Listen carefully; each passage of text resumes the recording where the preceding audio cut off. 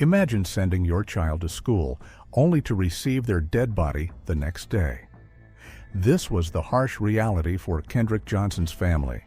From the discovery of his body in a gym mat to the shocking revelation of his missing organs during his exhumation, this case is as horrific as it gets. Every detail seems to raise more questions than answers. Kendrick Johnson was born in October 1995 to Kenneth and Jacqueline Johnson.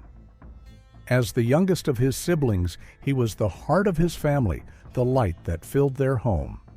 His mother described him as the joy of their lives, a boy with an easy smile and a natural charm. He was fiercely athletic, a rising star in both football and basketball. Science and math came easily to him, and he had a gift for numbers, effortlessly keeping track of allowances in his head. But above all, Kendrick had big, unstoppable dreams of making it as a professional football player. However, on January 11, 2013, those dreams were silenced forever. 17-year-old Kendrick was discovered in a way no one could have imagined. His lifeless body was twisted unnaturally inside a rolled-up wrestling mat in the gymnasium of Lowndes High School in Valdosta, Georgia. His feet stuck out from the top, his head buried deep within the coil, as though the mat itself had swallowed him whole. It was a grotesque, baffling sight. Authorities were quick to explain it away. The Lowndes County Sheriff's Office ruled his death an accident, claiming Kendrick had fallen inside the mat while reaching for a pair of sneakers. The Georgia Bureau of Investigations also concluded his death was due to positional asphyxia. He had suffocated, trapped upside down. But his parents, Jackie and Kenneth Johnson, knew better. Something was wrong. And then the horrifying details began to emerge. January 9, 2013, was the first day back at school after the Christmas break. The students of Lowndes High School settled into routine. The school had two gymnasiums, an old one and a newer, larger one. In the dim, dusty corner of the old gym stood several large wrestling mats, rolled tightly and stacked upright. Some students, including Kendrick, stored personal belongings inside the mats to avoid paying locker fees. But over the break, more mats had been added, shifting the arrangement. LHS followed a block schedule, meaning classes alternated on different days. On Thursday, January 10th, at exactly 1:30 p.m., grainy surveillance footage captured Kendrick walking into the old gym. However, he was never seen leaving. His next class was weightlifting, but he never arrived. Hours passed, the hallways emptied, the school day ended. He was supposed to come home after a freshman basketball game that evening, but he never did. Calls to his phone rang endlessly into silence. Midnight came. Jackie Johnson, his mother, could feel it in her bones. Something was terribly wrong. So, just like any mother would do, she reported him missing. The next morning, January 11th, Jackie Johnson arrived at the school, her heart pounding with dread. She pleaded with administrators who printed missing person flyers. Time stretched unbearably thin.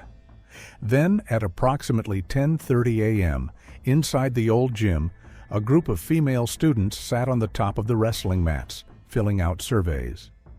They chatted absently when something caught their attention, a pair of socks, barely visible, peeking out from one of the rolled-up mats.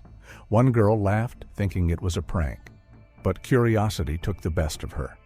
She climbed onto the bleachers, peering down into the mat, and what she saw sent ice through her veins. A body. The laughter stopped. The air grew thick. Her scream broke the stillness of the gym. A male student rushed over, his hands trembling as he tried to pull Kendrick out. The moment he touched the body, he recoiled in horror. The stench of decomposition hit like a wave. It was clear that something terrible had happened here. A teacher sprinted forward. Together, they knocked the mat over.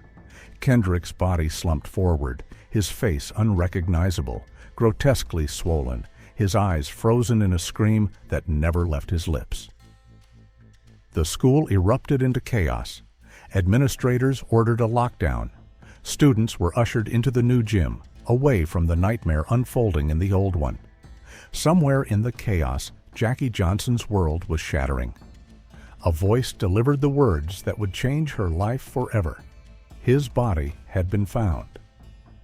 Kendrick had been there for 21 hours, alone, suffocating in the dark. For Jackie and Kenneth Johnson, grief turned to horror when their son's body was exhumed for a second autopsy, because, as it turns out, his organs were missing. Every single one. Heart, lungs, liver, brain, gone. In their place, his body had been crudely stuffed with newspaper, a grotesque mockery of justice. The second autopsy revealed blunt force trauma, a direct contradiction to the official ruling of asphyxia. Someone had hurt Kendrick, and someone had covered it up. Yet the questions surrounding his death remain unanswered. Was Kendrick Johnson the victim of a tragic accident, or had he been silenced, murdered, hidden, erased? 10 years later, the truth remains buried, but one thing is certain. Somewhere, someone knows what really happened. Kendrick Johnson was no stranger to the old gym at Lowndes High School. Like many students, he used the rolled-up wrestling mats as makeshift storage, tucking his shared pair of sneakers inside to avoid locker fees. It was a habit he had done countless times before. On January 10, 2013, surveillance cameras captured Kendrick walking into the gym alone. No one followed him. No one saw what happened next. But based on the physical evidence, investigators believe Kendrick's final moments unfolded in a tragic sequence of miscalculated movements. Standing at 5 feet 10 inches, Kendrick reached for the mat containing his shoes, only to realize it had been repositioned over the holiday break, now wedged behind several others. The opening was just out of reach. Rather than tipping the mat over, a noisy act that might have drawn unwanted attention, he did what he had likely done before. He climbed in, gripping the side of the mat with his right hand, lowering himself in, head first, stretching out his left hand to grab the shoe inside. But as he descended deeper, the confined space left him with no room to bend his elbow and pull himself back up. His muscles strained. Panic set in. At some point, he lost his grip on the mat's edge and slid further down, his body now fully inverted, his shoulders wedged against the walls of the mat, trapping him. The more he struggled, the more gravity worked against him, constricting his movements. He tried to shift his weight, maybe even attempted to kick himself free. In doing so, he dislodged the shoes he had been wearing, sending them tumbling down near his feet. Blood rushed to his head. The world around him grew darker. Oxygen levels plummeted as his lungs compressed under his own weight. Trapped and helpless, he suffocated in silence, alone in a gym full of students just beyond the reach of rescue. For nearly 21 hours, Kendrick remained inside the mat, unnoticed. His absence went unquestioned until his mother reported him missing. But by then, it was too late. When his body was finally discovered the next morning, rigor mortis had already set in. The official ruling, accidental positional asphyxia, a misjudged decision that turned deadly in the blink of an eye. Positional asphyxia is a silent, insidious killer. It occurs when a person's body becomes trapped in a position that restricts their breathing, cutting off the oxygen supply until they suffocate. Unlike the dramatic struggle often associated with suffocation, positional asphyxia is a slow, agonizing death, one where the victim may not even realize they are in danger until it's too late.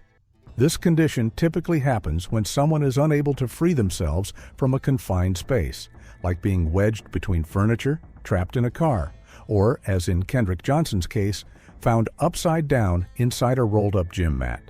When the body is contorted in a way that compresses the chest or prevents the lungs from fully expanding, every breath becomes shallower, oxygen levels drop, and eventually unconsciousness sets in. If help doesn't arrive in time, death is inevitable. Medical findings from other positional asphyxia cases reveal strikingly similar patterns. Victims are often discovered in unnatural positions, with signs of suffocation such as blood oozing from the mouth and nose, darkened or discolored skin, and fluid accumulation in the lungs. But what makes these deaths so haunting is how easily they can be mistaken for something else. However, the coin had another side. Kendrick Johnson was found dead upside down in a rolled-up gym mat. That much is fact. But to his family, nothing else about the official story makes sense. From the moment his body was discovered, the Johnsons have insisted that Kendrick didn't climb into the mat on his own. He didn't fall. He didn't suffocate by accident. He was killed. And what followed was a cover-up so deliberate, so intricate, that even years later, the truth remains buried. From the very start, things didn't add up. The most glaring red flag was the way the case was handled. The coroner, whose job it was to oversee the body and crime scene, was not called for nearly 6 hours, which is an outright violation of Georgia law. By the time he arrived, the gym was no longer secured, and whatever evidence had been there was already compromised. When Lowndes County authorities ruled Kendrick's death an accident, they did so with astonishing speed. The Georgia Bureau of Investigation's medical examiner signed off on positional asphyxia as the cause of death, dismissing any possibility of foul play. The case was closed, but the Johnsons weren't convinced, because something happened inside that gym, something far darker than an accident. The position of Kendrick's body also raised questions. His arms were in unnatural positions, one stretched above his head, the other bent at his side. If he had been reaching for his shoes, both arms should have been extended downward. The gym mats were stacked in a way that made it nearly impossible for him to have fallen in accidentally. And if he had managed to climb inside, how did his shoes end up neatly placed on top of his legs, rather than beneath him?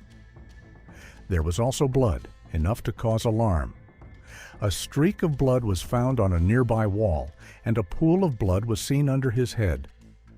Yet authorities never tested it, dismissing it as old and unrelated to the case. And of course, as we already know, there were his organs. Months later, Kendrick's parents made the painful decision to exhume his body for an independent autopsy, desperate for answers they felt had been withheld. When the body was examined, what they found was horrifying. His internal organs were missing, replaced with newspaper. While officials later claimed this was standard procedure due to decomposition, it only added to the family's growing suspicions. The independent autopsy brought even more troubling findings. While the Georgia Bureau of Investigation had ruled Kendrick's death an accident due to positional asphyxia, this new autopsy pointed to a much more violent end. It revealed clear signs of blunt force trauma to the neck, evidence that Kendrick had not suffocated but had been struck with enough force to kill him. 2 separate autopsies, 2 completely different conclusions. Which one was telling the truth? The funeral home insisted they received his body that way. The coroner's office denied any involvement. No one could explain it, or no one would. Perhaps most chilling was how long it took for authorities to notify the Johnsons about their son's death. Kendrick's body was discovered in the morning, but his family was not informed until much later. As they pleaded for answers, law enforcement remained indifferent, offering only vague explanations. Kendrick's parents believed they knew who was responsible. The Johnsons did not believe their son's death was an accident. They were convinced he had been murdered and believed they knew who was responsible. Their lawsuit pointed to 2 brothers, Brian and Brandon Bell, who also attended Lowndes High School. They alleged that one of the brothers had lured Kendrick to the gym, where he was brutally attacked under the orders of their father, an FBI agent. The motive, according to the lawsuit, stemmed from an altercation over a girl. The Bell family, however, denied any involvement. School records showed that one of the brothers was out of town on the day Kendrick was last seen alive, while the other was reportedly in another part of the school. Authorities used this as proof that the brothers had airtight alibis. But the Johnsons remained unconvinced, arguing that the evidence had been manipulated to protect the family. The answers might have been there. They might have been captured by the silent, unblinking eyes of the surveillance cameras stationed inside Lowndes High School's old gym, the very place where Kendrick Johnson was found dead. But those answers are missing. When forensic video analyst Grant Fredericks examined the school surveillance footage, he found something deeply unsettling. It wasn't just a question of what the cameras had captured. It was a question of what they hadn't. An entire hour and 5 minutes were missing from 2 cameras inside the gym, time that included Kendrick's final moments. 2 other cameras had lost even more, a staggering 2 hours and 10 minutes of footage. Then at precisely 1:09 p.m., the video resumes just in time to show Kendrick entering the gym. But what happened before that? Who was already inside? We don't know, because that footage, the most critical piece of evidence in the entire case, is simply gone. Even more suspicious was the discovery that the timestamps on the cameras didn't match. The cameras inside the gym appeared to be running 10 minutes ahead of the ones outside, creating a fractured timeline that could easily be manipulated. A camera outside the gym did capture something important. In the missing hour of footage, numerous students walked into the gym. Did they see anything? Were they questioned, or were they part of something that had to be hidden? The deeper Fredericks dug into the video files, the more alarming his findings became.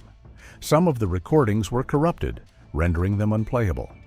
Others had been processed incorrectly, leading to significant image loss.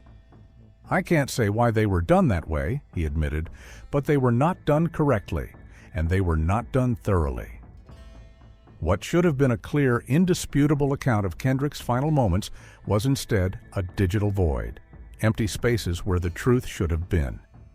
What made it worse was the chain of custody, or rather, the complete failure of it. Law enforcement had not immediately taken control of the video system themselves. Instead, they had left it up to the school's IT department to decide what footage to turn over. Fredericks warned that you don't want somebody who might be party to the responsibility to make the decision as to what they provide the police. And yet that's exactly what happened. A school employee, not an investigator, had extracted the footage. It was then handed over to police 5 days after Kendrick's body was found. By then, anything could have been altered, deleted, or replaced? Fredericks' conclusion was chilling. Until I have the digital video system in my hand and I can say everything is intact and this is what was recorded, I would still be highly suspicious of this. Somewhere in those missing minutes, in those corrupted files, in those altered timestamps, lies the truth about what happened to Kendrick Johnson. But if the truth was captured on camera, someone made sure we'd never see it. Why were so many leads left unexplored? Why were the Bells seemingly above scrutiny? The Johnsons believed it was because of their father's powerful connections. As the Johnsons pushed for answers, law enforcement remained firm in their stance. Kendrick's death was an accident. When the family accused the sheriff's office and the Georgia Bureau of Investigation of mishandling the case, officials dismissed the allegations as baseless. Despite this, disturbing details continued to surface. A coroner's report described the handling of the case as very poor and noted that the body had been moved before officials arrived. A sealed body bag had been tampered with. Authorities refused to fully cooperate. Determined to uncover the truth, in 2015, the Johnsons filed a lawsuit naming not just the Bell brothers, but over 30 defendants, including law enforcement officers, school officials, and medical examiners. They accused the Lowndes County Sheriff's Office of staging the scene, placing Kendrick's body inside the mat to make it look like an accident. But their case fell apart. No eyewitnesses, no hard evidence, no confession. And yet, questions lingered. Investigators, however, stood firm. The Georgia Bureau of Investigation dismissed claims of homicide, citing a regional crime lab report that found no significant injuries on Kendrick's body. But then came the independent autopsy. Dr. William Anderson, a forensic pathologist hired by the Johnsons, concluded Kendrick had died from blunt force trauma to the neck, not suffocation. He ruled it a homicide. 2 autopsies, 2 conflicting causes of death. Which one was the truth? The Johnsons have spent over a decade fighting for answers. They filed lawsuits, staged protests, and called out the corruption they believe runs deep in Valdosta, Georgia. We live here.